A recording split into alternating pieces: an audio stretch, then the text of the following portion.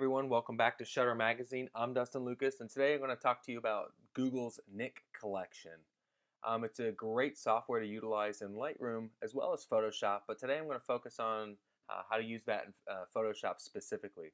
So I have my image here with all of my touch-ups done. As you see, I've gone in and kind of cleaned up some of the dodge and burning areas and sort of clean this image up before I get going. I always do that. I always sort of color correct it, balance the image out a little more neutral and starting out. So what I'm going to do is I'm going to go up here to the filter and I'm going to go all the way down here to my Nik collection. Now, if you don't currently have this installed on your computer, you can go to their website and download the trial. It's quite simple. Like I said in the article, the title of the article, Google that shit. Pretty simple to do. As far as their website, let's see here. Just the Google Nik collection. You can download by now for $149.99.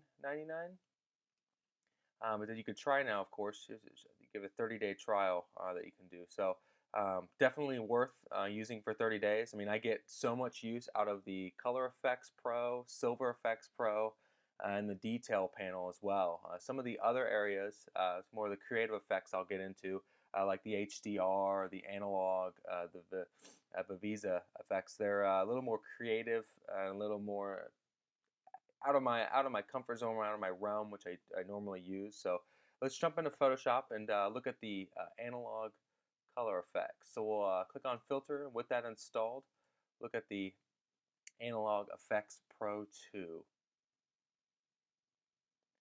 Now this software is going to open us up in the classic Camera One. And as you notice on the left-hand side here, we kind of have a drop-down of a bunch of different presets. I mean, we can kind of go around and get that nostalgic feeling of film and try to bring that back into our digital images. They have this sort of randomizer, which is pretty interesting.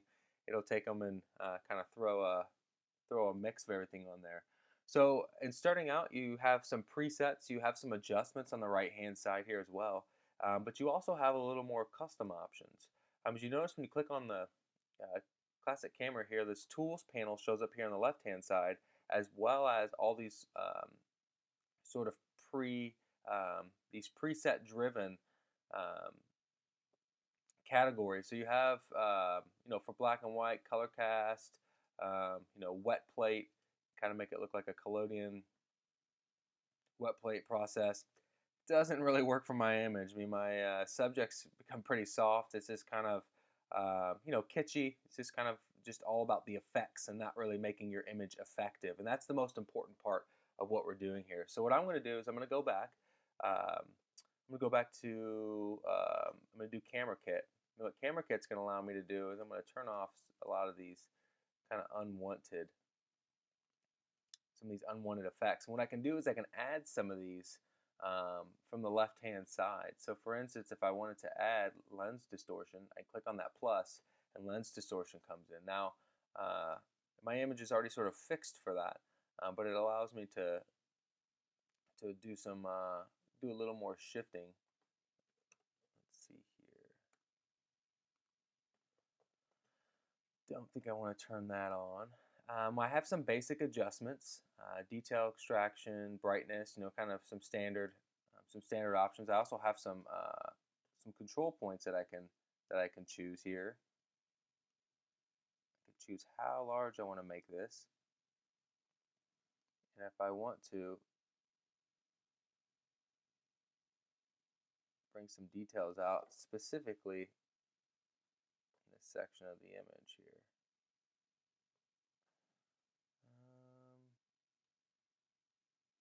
Colors and things, not really doing too much for me here, but with the control points you do have the ability to edit specific parts of the image. Not so much working in layers, but you're kind of creating these pinpoints, very similar to Lightroom when working with local adjustments. You can create pinpoints for specific effects to go in. Now, I don't normally use Analog Effects Pro much, and the biggest reason why is just the fact that it just doesn't have a lot of effects and settings that I use in my day-to-day images. it has, you know, quite a lot of actions and settings and things you can use. You know, as far as creating a new action set, so I'm gonna go ahead and drop some of these. We can save specific tools that we'd like to use. So for instance, if we want to add levels and curves, if we want to add frames, like I said, you can make it as nostalgic as you want to with these film strips. You can do the white, light box, kind of add in and make it look like a print, a black and white print, you know, as much as you can. Of course, my image got cropped out a little bit and kind of becomes, you gotta kind of drop the scale down. It's gonna let me bring some of those edges back in and kind of offset the photo. But like I said, a lot of kitschy effects. But what we can do is we can save all this here and name this, name that Dustin Favorites. And so now under custom, we have Dustin Favorites. So when we come back in to say Analog Effects Pro, that's there. But under custom, we will have the Dustin's Favorites, and it'll bring that edit up quite quickly. This isn't something I would normally do, but just kind of showing you the abilities you have in the Analog Effects Pro 2. Now, settings are a good option to look into for each of these plugins because you're going to want to look at after clicking OK, and they make it as simple as possible. You can create a new layer, a separate layer, which is really nice. You can turn that on and off. You can blend that in back in Photoshop, or you can you know, apply the filter to the current layer. Well, I don't want to do that to my background layer, so I want to make sure I'm always choosing the separate layer if I have that choice. So if I'm clicking OK, it's going to bring me back into Photoshop. It's going to bring that separate layer, and it's automatically going to create a mask for me here, which is nice. So I can start to work with this and dropping the opacity and painting some areas in if I wanted to be selective with this effect. It's pretty great. So once I'm clicking OK, it's saving that image. It's saving those edits within the program. But it's always best to work non-destructively, of course. So you can always go back to your color image, and we can lower this opacity if we want, and kind of, you know, make it look a little more desaturated, those kind of things. Of course, we're getting some blending here on the right-hand side on our little column, so it might make a little more sense to hold Option, click on Mask, and then we're beginning to mask in particular areas that we're wanting. So I can click in here. If I wanted to sort of just get rid of some of my color in here and those kind of things. So, you know, definitely play around with it. It's Analog Effects Pro 2. Pretty simple software to use. Definitely want to use separate layers. Moving on, I'm going to throw this away. Let's jump into another one of the creative actions, as I like to call them. These are a little less used, but nonetheless, there are quite a lot of effects. The Vivisa, it's utilizing those control points at its best. So what you can do is creating a control point here.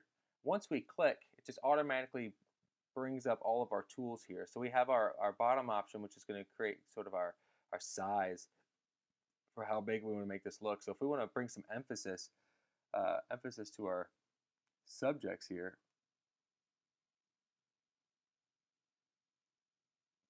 as you're seeing with this, using these kind of effects, it might make more sense to darken the whole image and then brighten this up. So that's exactly what I'm going to do. I'm going to go ahead and I'm just going to create a levels layer where I would normally work, and kind of bringing everything down quite a bit darker. We don't want to go that much with the 5 point. We can just kind of bring everything down a little bit. Then we can go back to Vivisa. I'm not sure if I'm pronouncing that correctly. But what we can do is we can create a control point specifically. Well, in order to see this, let's make this a little more simple for us. So we're going to blend these layers together. So this is the top, and that's the layer that we're going to use for. All right, We want to be able to see the darker layer that we made. So if we're going in and making a control point, I'm clicking right on my subjects. Like I said, I don't use this effect too much, but it's here. It's definitely has its can definitely have its uses for you. Just kind of brightening things up. I think that's getting a little heavy-handed. I'll zoom in just a bit if it'll let me. All right. So I'm clicking back on my point. I have warmth, shadow adjustment, structure, contrast, brightness, and bring the brightness back down. We need that up so high. Hue, blue, warmth. Like I said, it has quite a lot of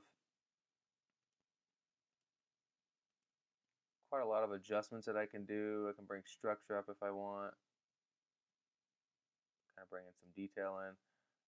You also have, and this is a pretty cool option as well, is you can take the whole image and darken it here as well with your kind of like a nice little curves layer. So if we wanted to darken that total image and then brighten this up, we have that option as well. I know normally in Photoshop you'd set yourself up with the darker layer as we have, but what's nice about this is you can also just do the curves and levels and curves adjustment and just darken up the whole image and brighten them up as well. Now this isn't a by any means even something that I would show a client or and looking at.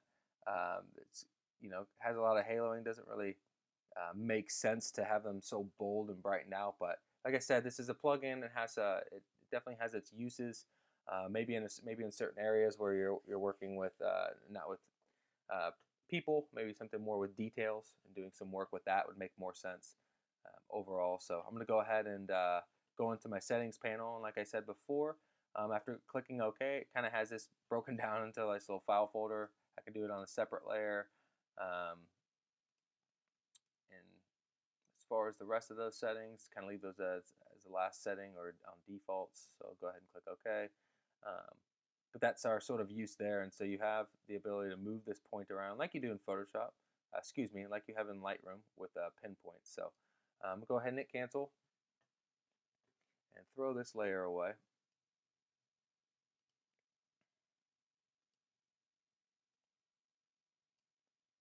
That layer. So that brings us into, gotta actually click on my background layer, into the HDR Effects Pro. Now HDR is brought into Photoshop to give you a high dynamic range, kind of give you multiple stops of light in a single image. As you see when I bring this up into the program, it kind of has it default on the last one I had selected. It's really muddy, like what I like to say is it's sort of pulling all the contrast out of the image and just kind of making this neutral muddy look. As far as different looks and things that you can use, this is highly preset driven within the program. I have all of my options in here. What I can also do is I have the ability on each of these is to make some adjustments, tone compression, tonality, color, selective adjustments, finishing, selective adjustments again, the control points. But I do have all of these options within each of these sort of plug-in, preset HDR. And so, HDR is used in some of the other programs as well, the color effects as well as the Silver Effects Pro. This one here, it's, not as much customization as I'd like. This isn't a bracketed image that I brought together. It's a single image, so it becomes a little more difficult to do this kind of work. But the HDR effects, you have your tonality panel, your tone compression, so you can determine how intense the HDR is. You have the detail where it's kind of broken down into different categories. Things you can have some real nasty looking drama as they add that in there. It's kind of funny. These different tonal adjustments. You don't have as much customization as far as tools outside of these, but you can create a custom preset with how you're going through these. So if we want to do something a little more subtle,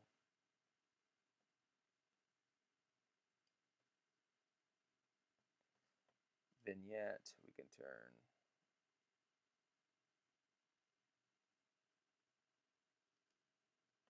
that on. Graduated, I don't think we need a neutral density. Bubbles and curves.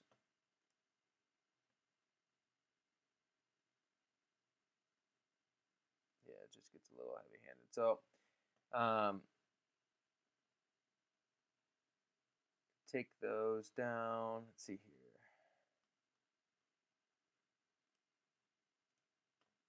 Pull all these up.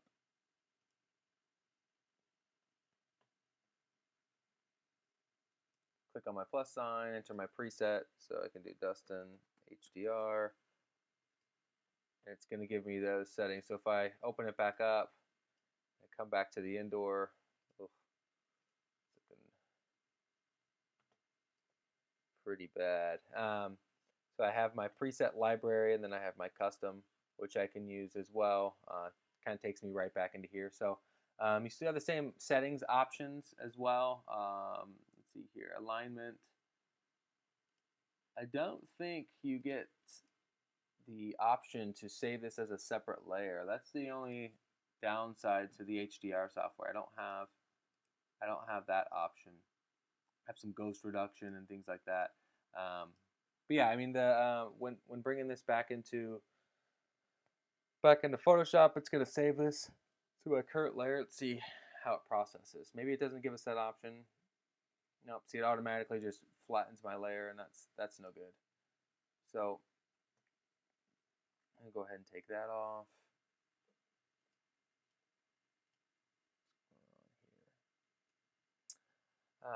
Okay, so let's jump into Color Effects Pro. It's a much more usable plugin for Nik. So this software is going to let me do, so kind of be on the opposite spectrum of what Silver Effects Pro is. If you've used that before, the nostalgic black and white plugin that's been sort of the leader for a while. So what you have here is you have a bunch of preset driven options here, which is going to give you a whole bunch of just tool sets. And what you're looking to do is just to create a different types of tool sets. So as you notice, I have some stars here that I'm adding. Those stars are going to allow me to go into my favorites and just quickly access those. So if I want to add those, which if we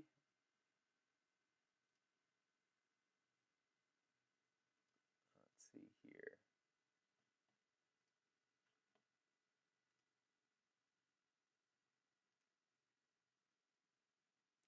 These different recipes that are created here. So on our favorites, what we can do is we can choose to edit each of these sections. Now, they all kind of have their own little look to them for sure. But I like to use some of these together to get some to get a blended image together. So what I'm doing is I'm clicking on each of these tools that I've created in my favorites, but it's only allowing me to see one tool at a time. Well, what you need to do is you got to add filter.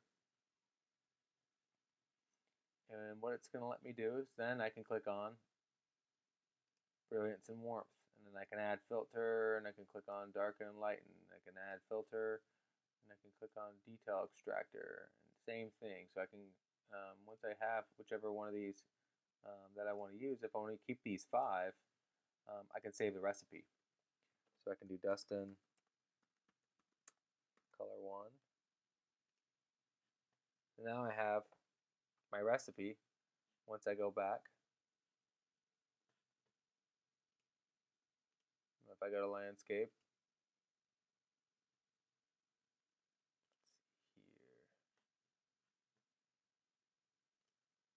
click X on all these. I can go back to recipes, and this will create.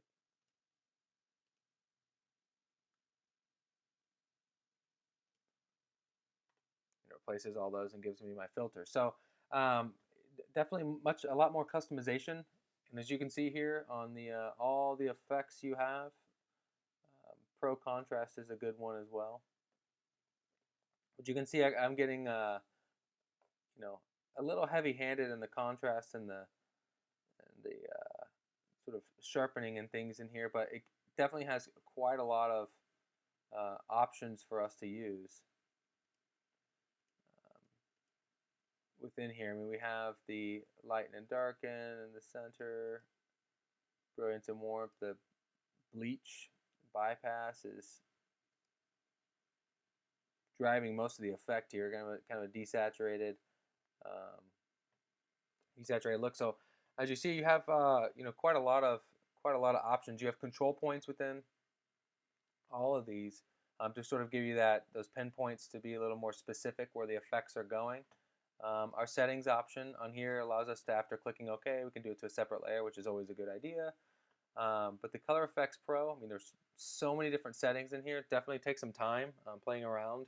And I say that playing around loosely. There's quite a lot to be used. So I'm going to go ahead and get out of this. We're going to go into the Silver Effects Pro. That's my my most utilized plugin that they offer. Besides the details, there's the Define and the Sharpening, which I've talked about in previous articles. But the Silver Effects Pro is fantastic for just for creating a more monochromatic image overall. And you have so much customization that you can do. You have your global adjustments, your color filter, your film types. I think this is pretty great. You have the different simulated film types based on ISO and film brand, as you're seeing here. Grain sensitivity, you have your levels and curves again, finishing adjustments. We can go in and do some toning. So if I want to do something like a selenium, a nice selenium kind of toning here. We can do some vignettes, lens fall off, white frame, black frame. I don't know if I'd want to do that much. Some of this would need to be painted out for my subjects, of course. We can burn the edges, image borders. So if you wanted to, like I said, this is where that print film, you're making black and white prints, you can have that sort of feathered edge. It kind of looks inconsistent and looks like a darkroom print. So there's quite a lot you can do in the Silver Effects Pro. I mean, it's preset library driven. You can definitely create your custom the same way by adding preset. Do Dustin black and white 1. So that way I can save these adjustments that I've made here. But definitely spend some time creating some presets in here to just do some batch black and white work. It's one of the best black and white plugins that there are for Photoshop. Been using it for a while. You have quite a lot of adjustments and settings that you can work with and manipulate, and so you have all these different settings and adjustments. So definitely take some time. I mean, the presets, preset library is pretty great in itself. You definitely want to take advantage of the custom options that you can do as well. And they have just a lot of preset driven, a lot of just useless. A lot of kind of useless things as well.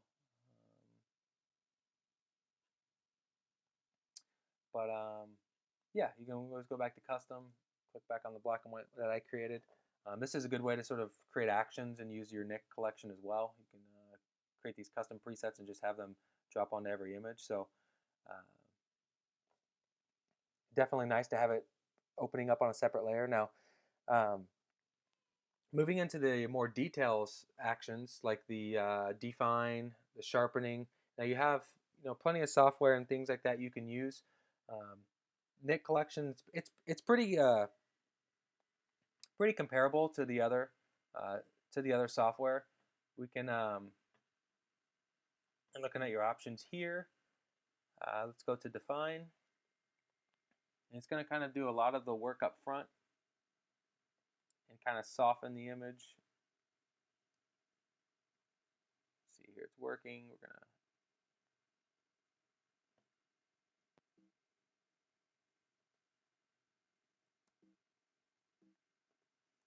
it's taking its time.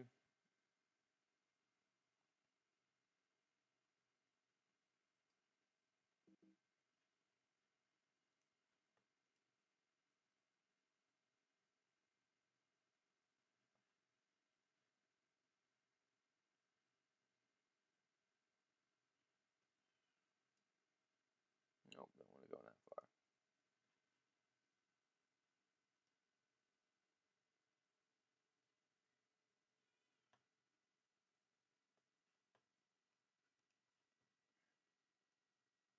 As you can see, the amount of grain we have here and how, like, softening already on the side. And you have to understand when you're using define that it's going to be softening the image. You're going to want to sharpen after you reduce the noise. That's always a good practice. Definitely don't want to sharpen the noise and then try and reduce it later. Doesn't really make any sense. But you have the contrast noise, color noise, color ranges, so it can get pretty in depth for what you're wanting. You have debanding, JPEG artifact, those type of things that you can apply as well. I don't think we have any banding in this image, but something maybe if you had a noisy sky or had some banding in your sky, it's definitely a useful tool there. It's automated, but at least it can clear some of that up. But you have your contrast noise, your color noise, and it's broken down into the sampled colors. So it's actually sampled colors in this image, and you can choose to reduce the noise in a particular areas. Like I said, for a sky, you could choose the sky in those blues and reduce the noise more there than in some of the architecture where you're wanting that grit and things like that. So it does a lot of automation for you in the define, which is nice. But you definitely have some options as well whenever you have a particular image where you need to reduce some noise in an area. We can do this to a separate layer as well, which I like to do. That's a really good idea. So in doing that, let's just go ahead and we'll do noise reduction. Now, in the Nik collection, it has a pre-sharpener, which is like input sharpening, capture sharpening, if you will. That's what Lightroom offers. Then it also has output sharpening. Whenever you're exporting images out of Lightroom, you have output sharpening. It has some presets, I think, for like screen, for print, things like that. The two options for the Nik collection, we have pre-sharpener, which is going to sharpen the image. Input sharpening coming into Photoshop here. Kind of look at some options here. Control point, we have color ranges as well, so we can do the selective sharpening, which is nice. We can do the adaptive sharpening, bring it up a little bit higher. Now, this doesn't have as much of effect as the HDR when it's sharpening and things like that, but it's definitely, you're seeing that effect, how soft it is there.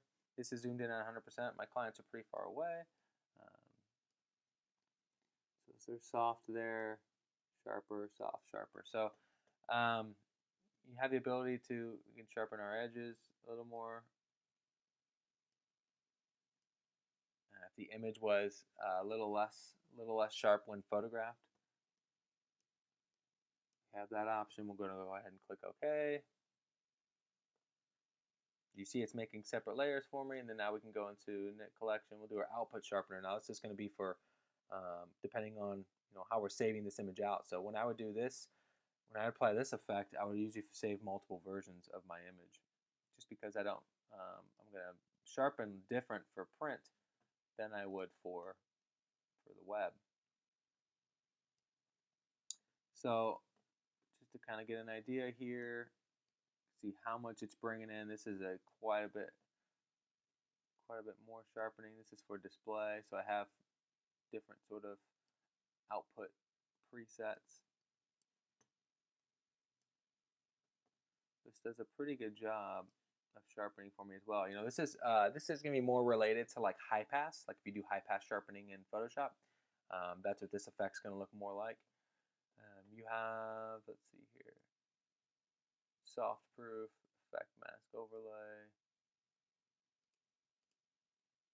So as far as working in this program, I mean, it's a little more automated. This would be something that you might want to do a little more hands-on. I definitely talk about sharpening in a separate article, but this Nik Collection offers that as well as an option. So once you're completely done, and I have my image over here.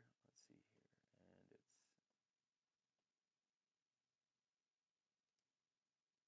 and let me reopen that.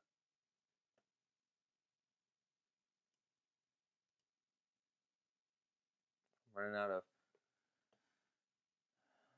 what's going on here. Don't know if Photoshop's acting up on me. I'm gonna go ahead and quit real quick. Go back here. This is the Nik Collection page on Google. I'm gonna open Photoshop back up. Seems to be losing my image here. So when you're all done, and I chose to go with more reserved, kind of a silver effects, kind of toned image here. When it's all said and done, we're starting out with our image here and ending there, and so you have quite a lot of capabilities in the Nik Collection. Definitely take some time, figure out what works for you. There's definitely going to be creative, more stylistic. Kind of the end I veer less towards, and kind of stay more centered with my editing, more in the color and the Silver Effects Pro 2 type program. So definitely let me know if you guys have any questions. Look out for the next articles. We'll be working with Photoshop and some more plugins as well. So thanks.